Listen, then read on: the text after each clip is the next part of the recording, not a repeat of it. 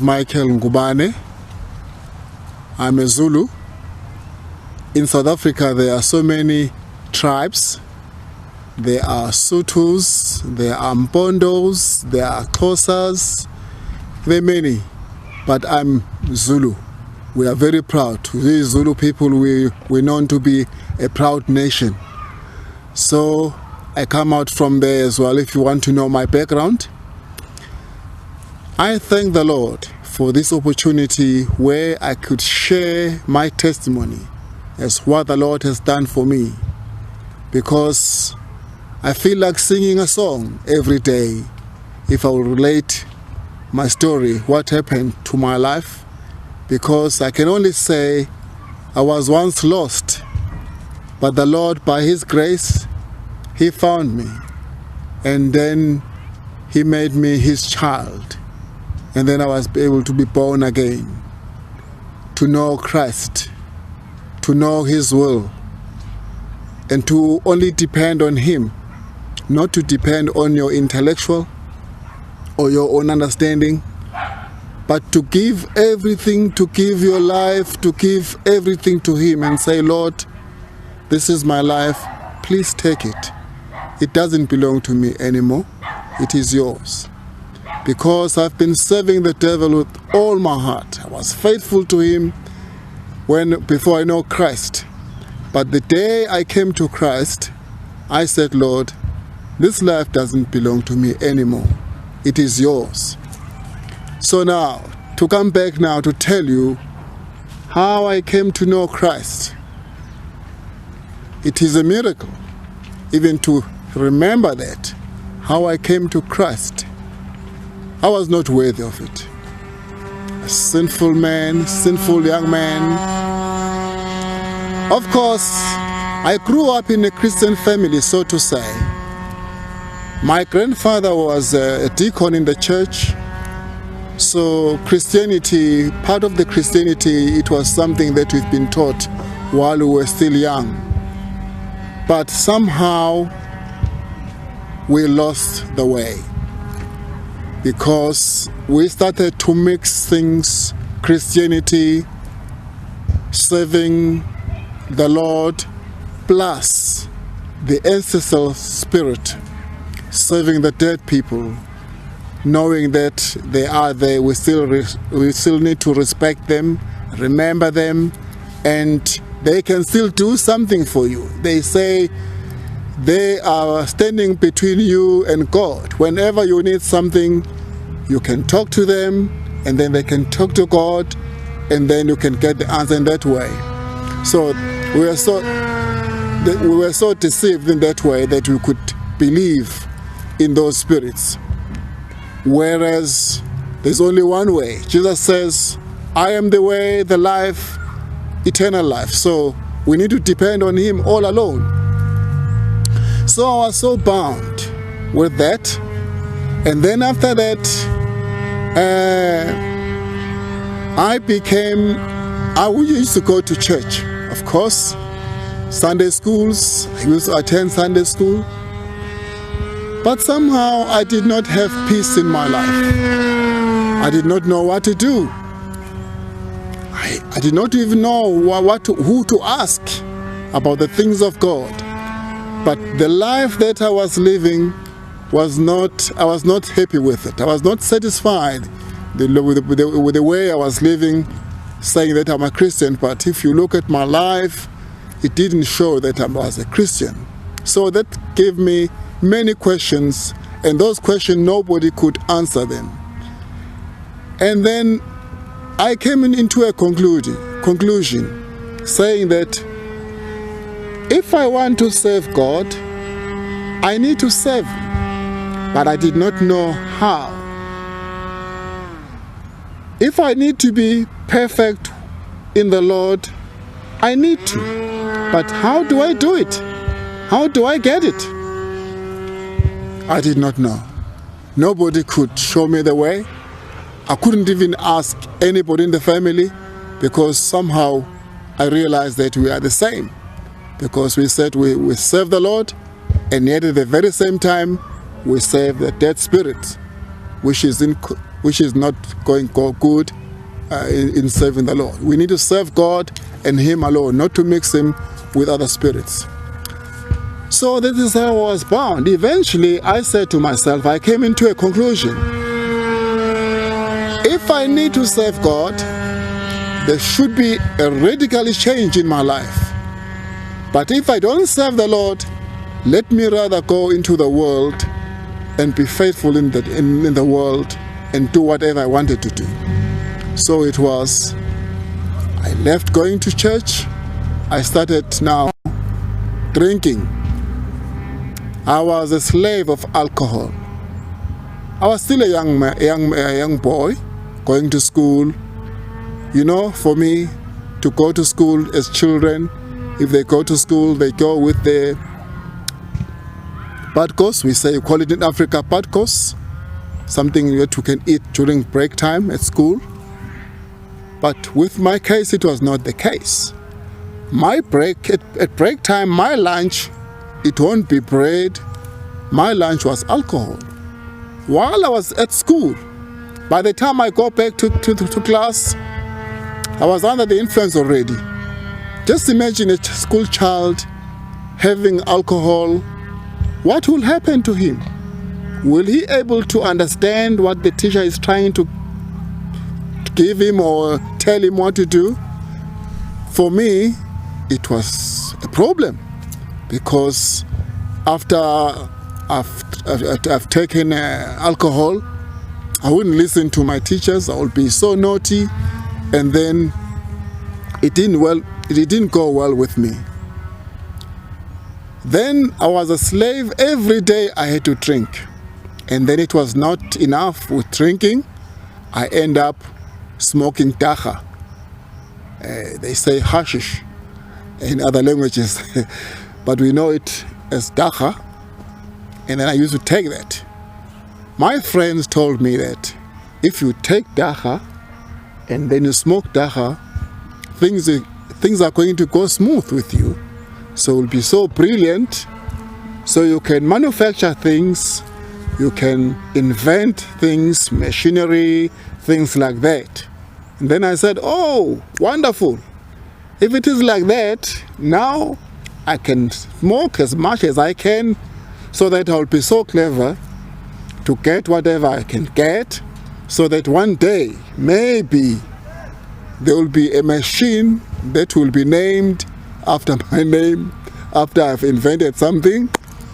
So, the reason why I smoked dacha, it was mainly for that reason, that maybe I was going to be quite clever to manufacture and invent something. But with me, it was not the case. Instead, I was so dumb, I was so stupid. I couldn't invent anything. Instead, I was good for nothing. And what happened while I was still drinking, smoking dacha, one day, because I was living in sin, I ended up hating somebody. I had a grudge with people.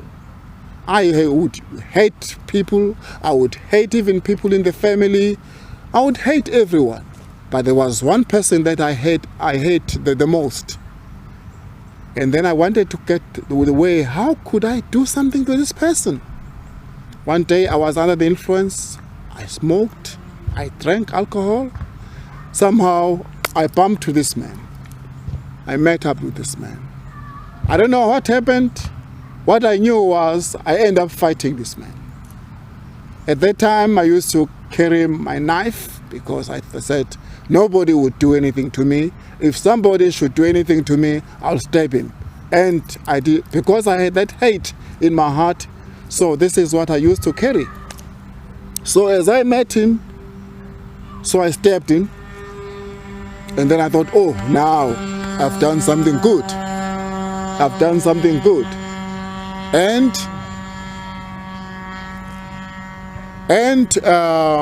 I went home. I fought him. I thought it is done. After that, the following day, I went to school as normal. But while I was at school, during break time, one of my friends came to me. Michael, Michael, come here. And then we went aside, and then he told me, hey, did you hear? And then I said, what?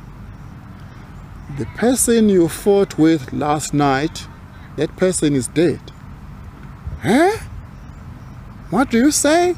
The person you fought with last night is dead. It worried me. It worried me.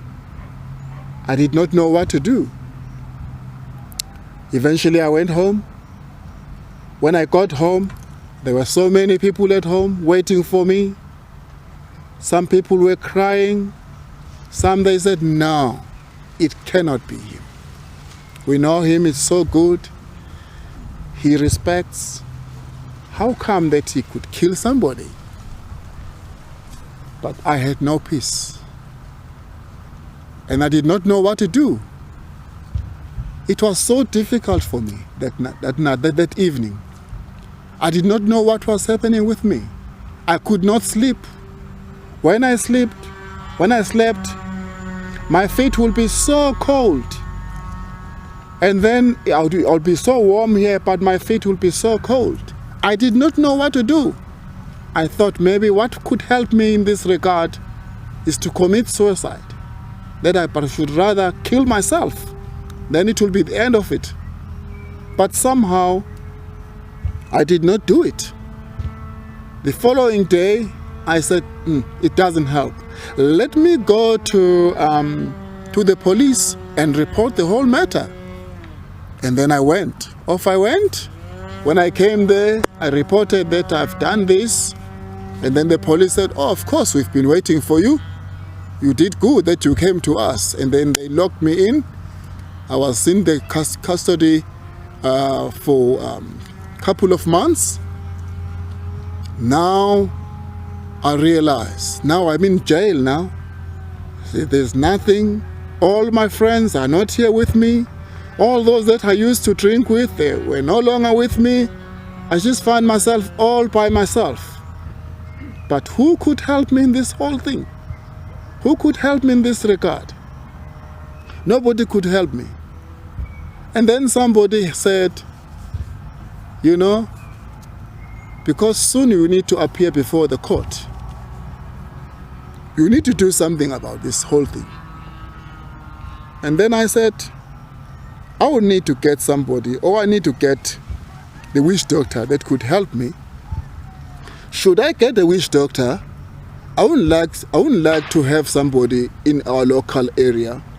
I would like to have somebody from far away from where we are, because that person, if that person is known by his work from far, it means that he does the good job. So they said, okay, we can go to Swaziland. Swaziland from home was quite too far, and to go there also, it costed money. So I got an idea now, I need to go there. Now we put together now, we need to go, we need to organize. Somebody said, that person said, I can organize a car for you to go there. All right, it was all right. But the problem was money. Now to pay the person now that is going to take me to Swaziland. It was not the case. Nobody could help me. I did not have money. I was not working at that time.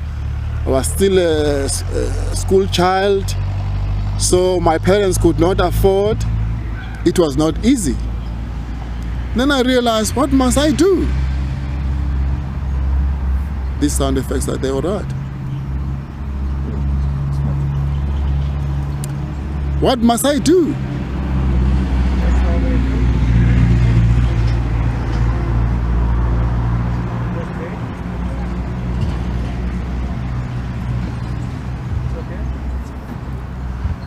While I was in that depression, depressed, not knowing what to do, where to go, who could help me in that need, a Christian came. She was a lady. She happens to be my aunt, one of my aunts. And then she came to me. And then she said, I can see you are in a great need. I want to help you.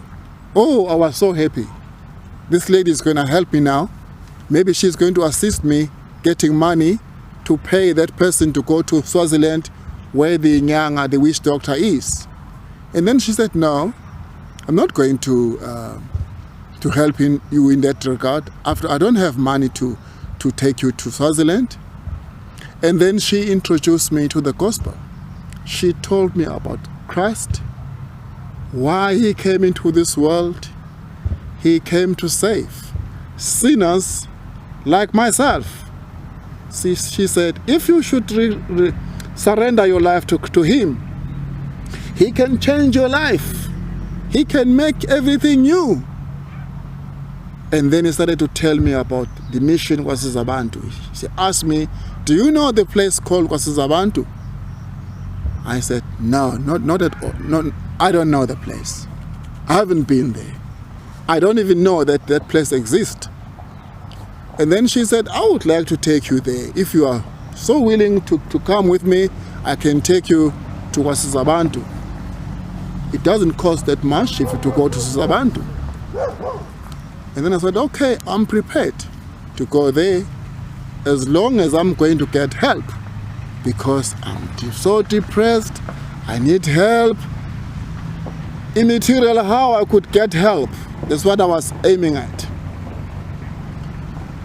And then we organized that I should come. So I remember clearly that day when we organized to come to KwaSizabantu Mission. We came working with 2 Christians. It was my sister and my aunt. They were Christian at that time, happy, and I was so depressed. As we came to the mission, to the gate, the first impression I had, I realized, for me it was as if I'm in a different world. I met people, they were so friendly, they were so happy. Some were busy singing hymns. They had joy in their hearts, but I was so depressed. And the atmosphere was quite different to what I used to. It was so peaceful. People were so relaxed, happy. But there was a question. How could I be so happy as well as these people? So eventually we went to reception. They accommodated us. And it didn't take long. They told me, now there's a time for service. I just came at the right time. It didn't take long. It was a time for the service. And then they asked me, they invited me to come and join them to go to the service. It was in the service was in the hospital. It's not the normal hospital where you see doctors.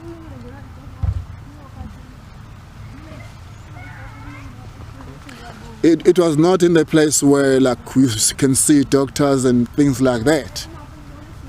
But nevertheless, I went there. I went to the service there. The person that took the service, it was a lady. She spoke. And then I realized everything she spoke about, that was my life. And then I realized, how come that she knew everything about my life? Because everything she talked about, it was pertaining my life. How come that she know? And then I said to myself, no, this aunt of mine is so naughty. She went around here before the service starts, telling people about my life. That is why now this preacher is preaching the way she's preaching now, because she understood, she knows everything about my life. It was not nice anymore in my life. And then the service was over. And then there was supper time. And then we enjoyed supper. And then after supper, they told me there's another service. Oh, attending another service. Yes, I'm attending another service. And then the service started. Who preached that evening? It was a different somebody. During the day, it was a lady. In the evening, it was a man. And the man that preached, everything he talked about, it was my life, my sins. I said, it means now everybody knows about my sins. That's why they preach that the way they preach, because they know my sins. At the very same time the Lord was busy with me, He was convicting me of my sins. I could realize, I could see, I could remember so many things that I've committed, so many things that I've done, so many people that I've wronged. But the question was, how could I make all these things right? How could I? Who could wash me from my sins? The burden that I was carrying, the unhappiness, depression, who could take that thing away from me? That was my worry. And then some people noticed that I was not at ease at all. Somebody came to me after the service because I was crying, saying, who could help me? Who could help me? And then they took me to a counselor, and then they told me, you can accept the Lord, you can unburden your life, you can confess your sins. For the first time, I was able to confess my sins. I did not know what to confess sins before. Now I realize.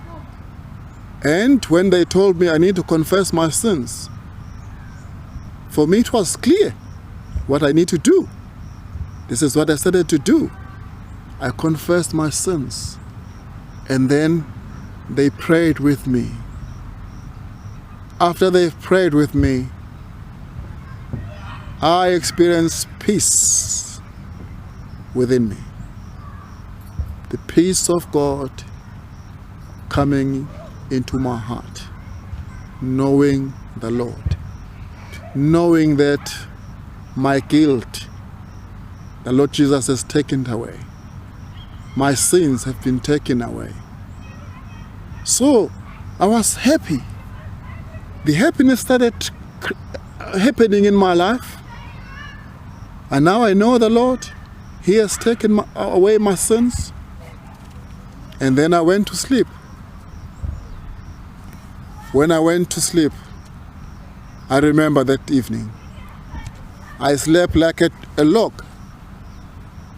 Nobody could wake me because I haven't been able to sleep so well and nicely the way I slept that evening. Because every evening before I came to the mission, when I go to bed, for me it was a battle. I wouldn't sleep. When I go to sleep, always there will be those bad spirits coming to me, oppressing me, strangling me. Sometimes I could not wake, I did not know what to do. I had no peace. But that evening I could sleep like a baby, and then it was so peaceful that it was just the beginning as the Lord was starting now to do His work, His perfect work in my life. Every day the Lord was showing me something that I need to make it right. I need to go to somebody. I need to make restitution with people. For me it was joy. It was so joy that I could do that. And then I could contact other people and say, please forgive me for what I did to you. But the big matter was not over yet. I still needed to appear before court because of what I did. Yes, I have accepted the Lord, but it was not the end of the matter. I'm sorry.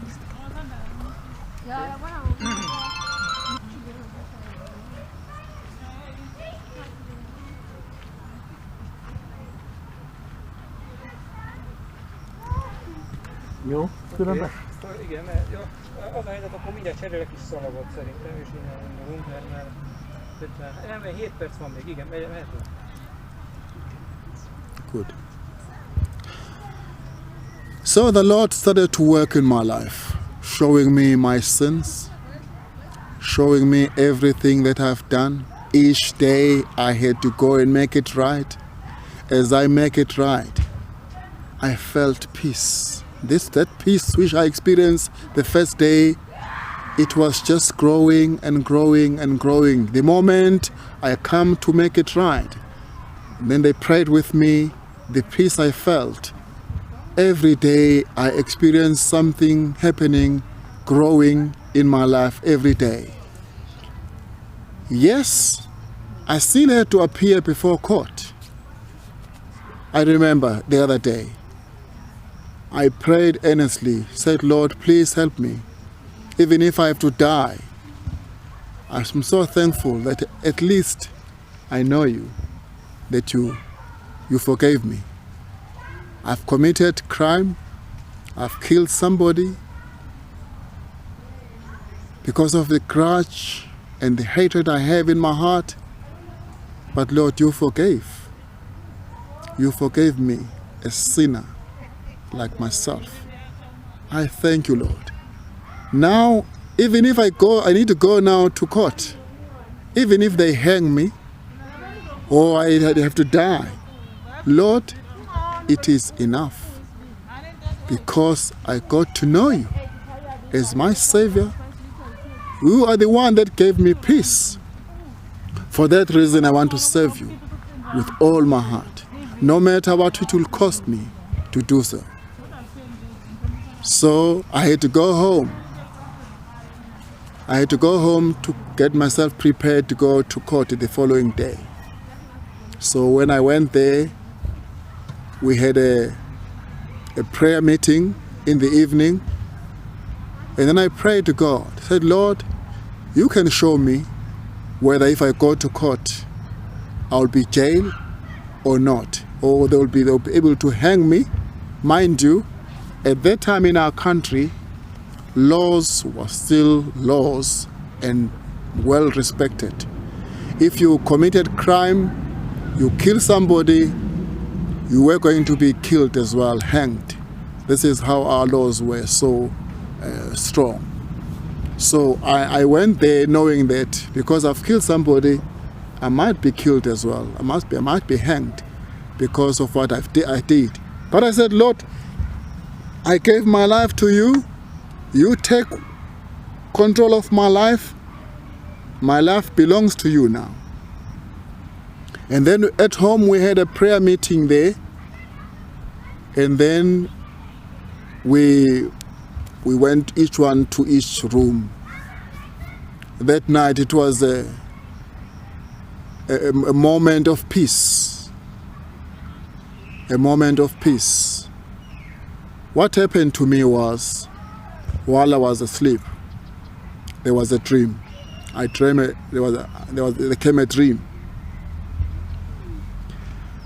And then there was a pastor from the mission that preached to me. He had his Bible and then he preached. It was so beautiful. He just had that moment with me. It was so beautiful. But I said to myself, I would like to see what he was preaching about. I heard it was so good what he preached about, but I want to see what he was preaching about. And then I was able to see. It was 1 John chapter 2 from verse 1 to 2. Verse 1 and 2, maybe three verses or so. And then now, the following day, I woke up. I was so happy. I had a peace in my heart.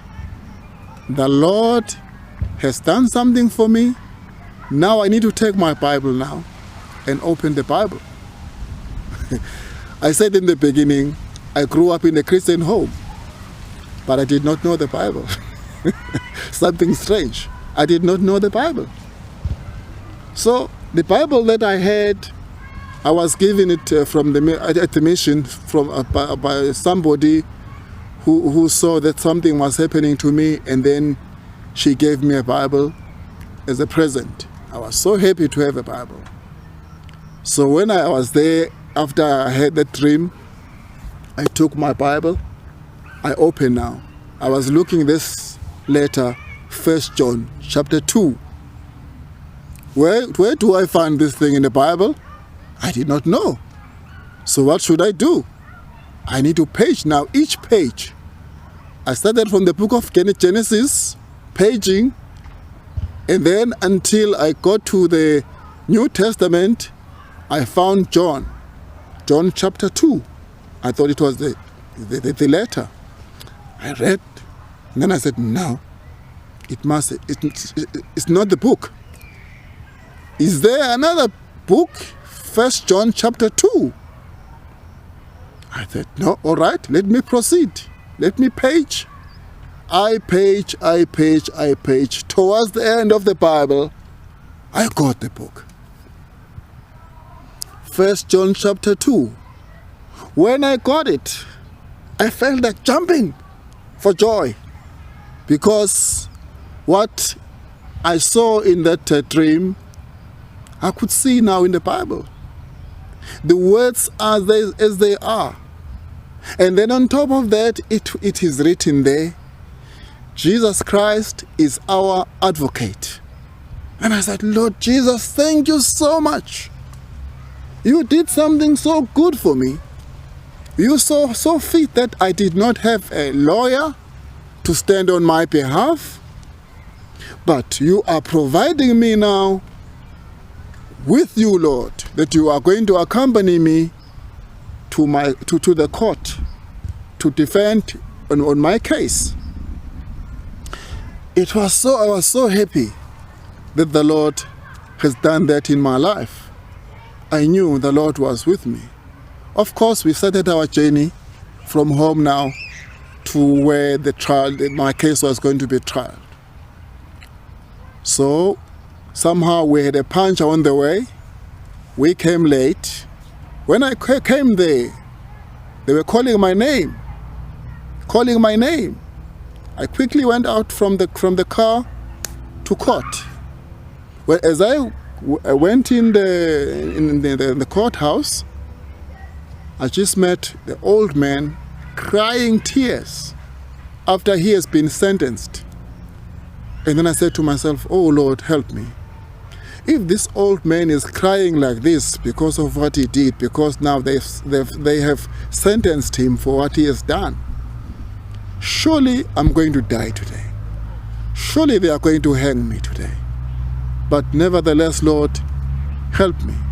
Even if I need to die today, I give my life to you. Take control of my life. So it was. It didn't take long. And then I had to appear before the judge.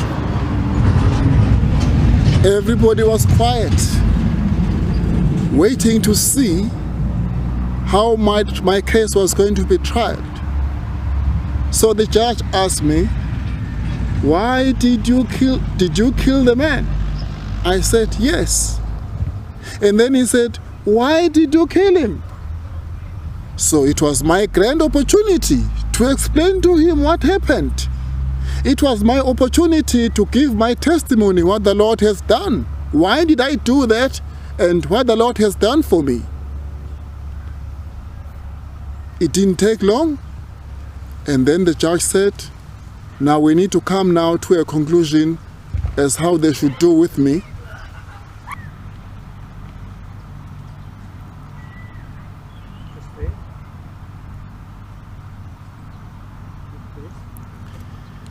If we look at your statement written down here, it is said you are 20 years old. But if I look at you, you are younger than that. Point number 2, if we give you a suspended sentence, it means that you are jailed, but you're staying at home. This is not going to help you either. And then he asked me, what can we do with you? I was so surprised that the judge should ask a criminal what to do with him. And eventually he said, what I'm going to do is this. You will need to go to the police and then they can give you 6 cards, and then you can go home. If they say 6 cards, it means that they are going to give you 6 sticks at your back here. So eventually they said, and then you can go and you can go home. I couldn't believe that. Me going home. Me who has done something so great, killing somebody, and now I need to go home. How come? Those were the questions that I was busy asking myself. And then, at that time, I realized, I was so convinced that God is alive. God is alive. He can answer prayers. He can give you everything you need. He can give you everything you ask of Him. He is there. He gives us hope. He answers our prayers. Said, Lord, thank you for what you have done for me. Because if I think of those 6 cards, what is that 6 cards? For me, because that I used to get more than that at school a day, because I was so naughty, and then the teacher will give me more than that. What is that? But for me it was clear the Lord does exist. From that moment I gave my life anew to Christ. I said, Lord, this life of mine is no longer mine. It's thine. It's yours. You have done so much for me, Lord. Actually, I should be dead by now. But because of your grace, because of your mercy, I'm alive. So this life, I don't know how long is it going to take me. This life that you gave me, it's yours. I gave it to you. It's an offering now to you, Lord. Do whatever you want to do with me, Lord, as you want. I want to be obedient to you. I want to humble myself. I want to follow. I want to do what you want me to do. Since that time, it was in 1978 till today. This is still my prayer.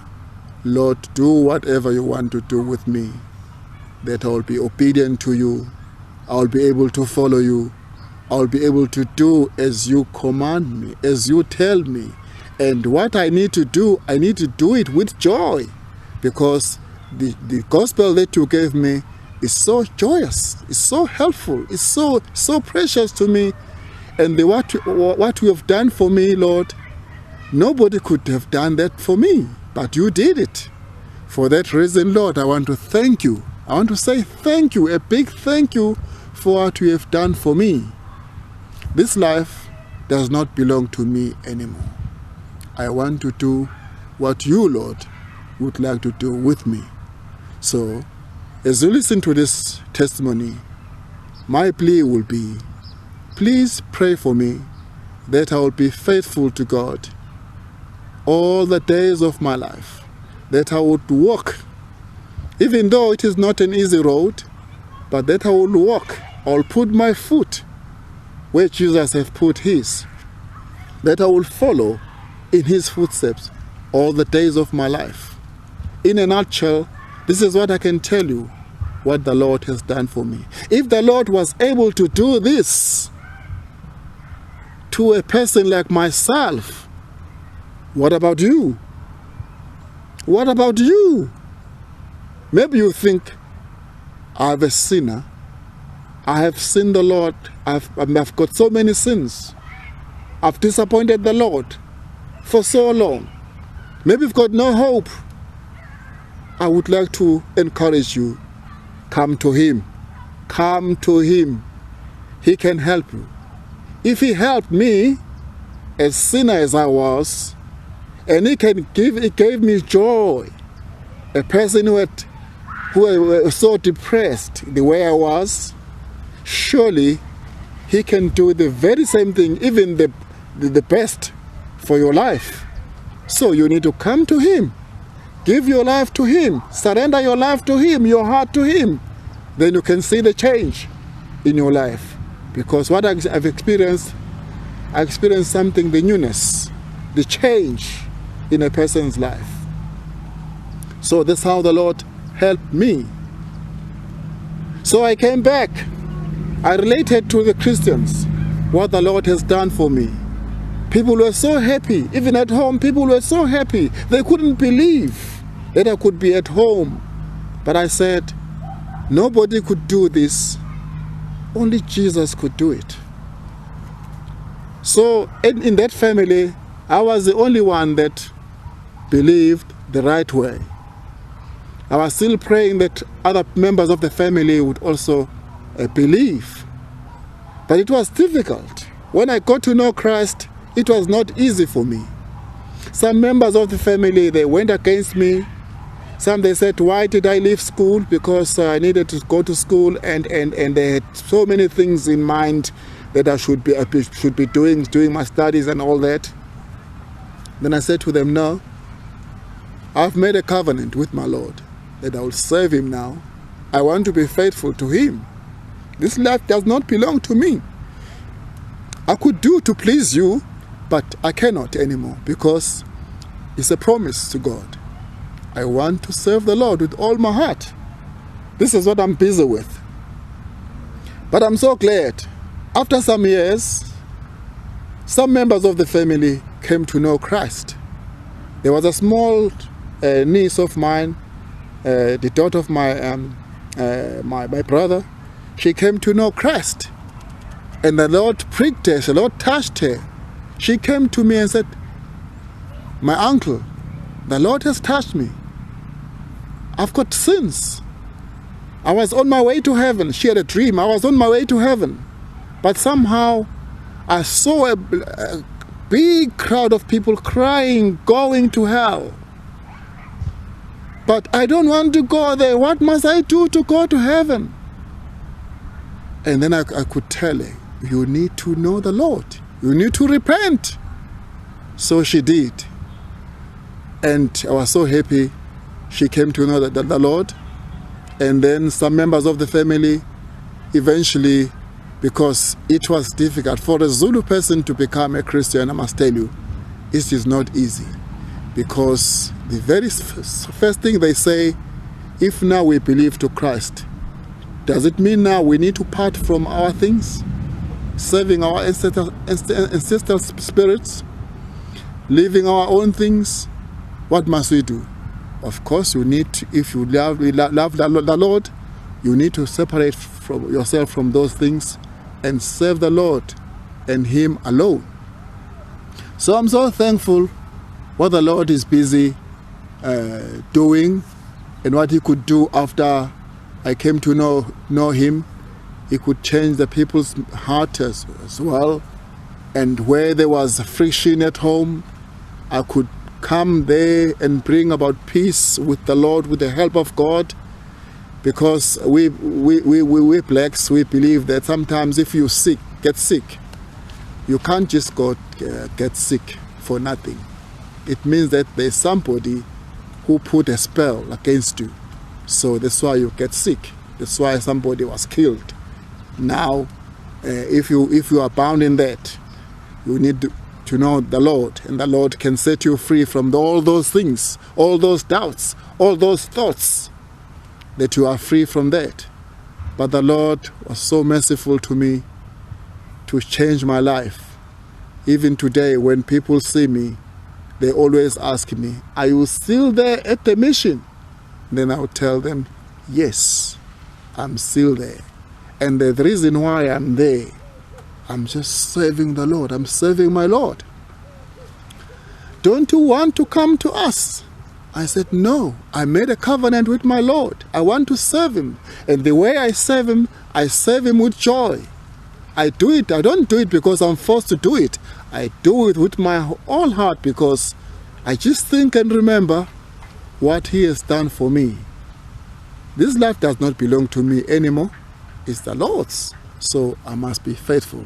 I'm so thankful that you could take time to hear this testimony. I hope it was a great help to you as well, to know there is hope if we come to know Christ.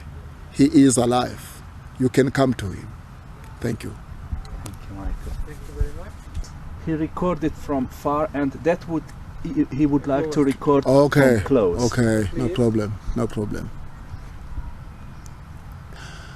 My name is Michael Ngubane. I'm a Zulu.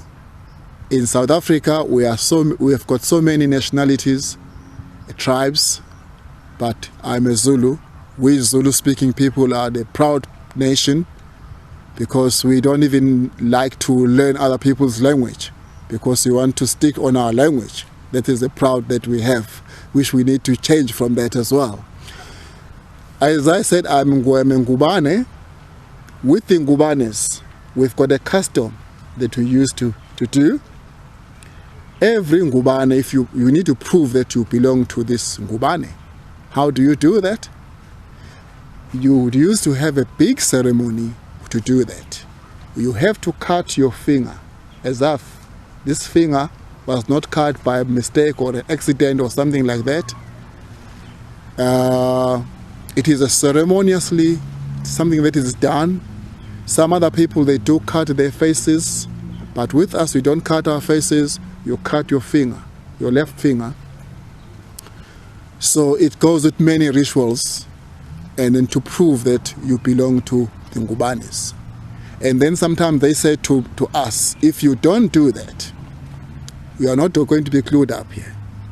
We are going to be lazy, you cannot do work, and your mind will be stupid. So you must have to do it. You must do it. But mind you, if you say you are a Christian and then you still practice all these things, it doesn't show forth that you are a Christian. But when I came to know Christ, things changed. I no longer do that. Especially to my children, they did not do it. They're not stupid. And they're not lazy. So that's how the Lord could change things. I'm so thankful for that.